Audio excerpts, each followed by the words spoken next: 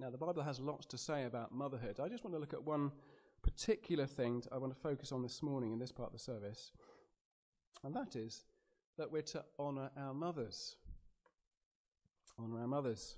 So there's a picture on the screen. It could be Angela, or it could be Eunice to be, God willing, in a few weeks' time.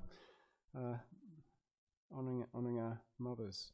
It's in the Ten Commandments. I'm sure many people know that. Honour your father and mother.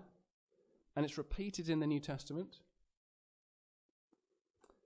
Mothers are such a tender gift of God, aren't they? I love seeing a mother with her child. It's a lovely, beautiful thing. And the Bible tells us to honour our mothers, I think, because it's so easy to not do that. It's so easy to abuse them and to mistreat them and to, be nasty to them. We can easily do that, can't we? We have sin in us, and we can easily, can't we? When our mothers tell us to do something. And so it's a really good thing to honour our mothers. And it's really rare in the world, actually. I don't know if you ever sort of sometimes hear children being really nasty to their mothers. I mean, we're not meant to be judgy about that, but we're not meant to be like it either, are we? We're not meant to be like that. And in other cultures too, think of Islam, women are not honoured at all, including by their own children. And so God has really sort of given this commandment as something to shine, for the church to shine in. Honour your mothers and your fathers as well, but we're thinking particularly about mothers today. The real God is wonderfully not the God of Islam. He's a God where women and mothers are honoured. So God really wants us to do that. And it's the case for grown-ups too. We're meant to honour our mothers.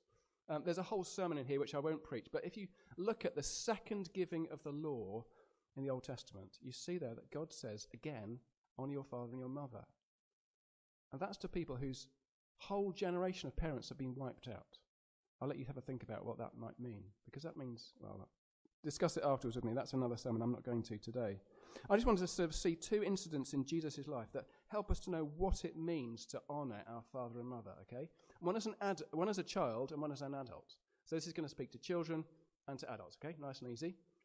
There's only one thing that we know about Jesus' childhood, and that's when he was 12, and that's the first one. And so you remember Jesus was going with Mary and Joseph to the Passover in Jerusalem. They didn't live in Jerusalem. They went there every year because that was their duty. And on their way home, Mary and Joseph accidentally leave Jesus behind. And they go a day's journey. And then they realized, well, I thought he was with you. I thought he was with you. And they have, well, you know how it goes. They go back to Jerusalem. They spend 3 days looking for him in Jerusalem. You can read in Luke chapter 2. Anyway, they find Jesus.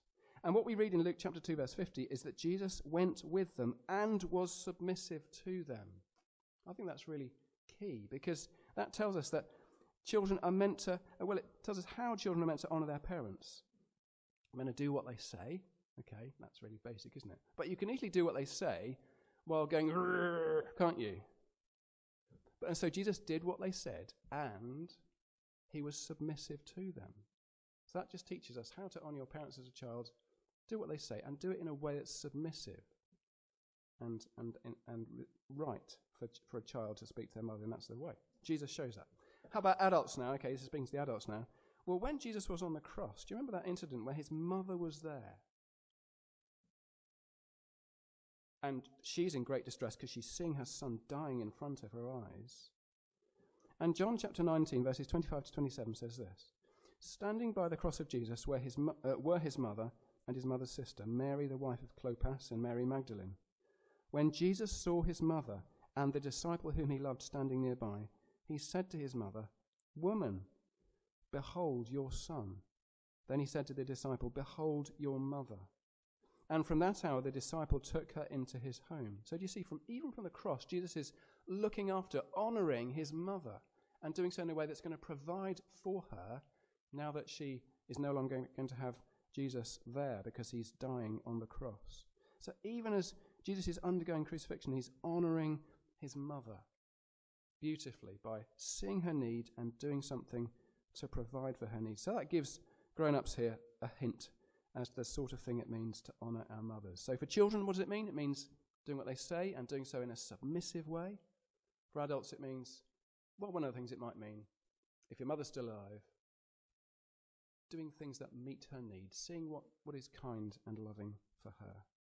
Now, I'm sure these things highlight our failures. If so, remember the gospel. Remember Jesus there for failures and sinners like us, and look to him in repentance and faith.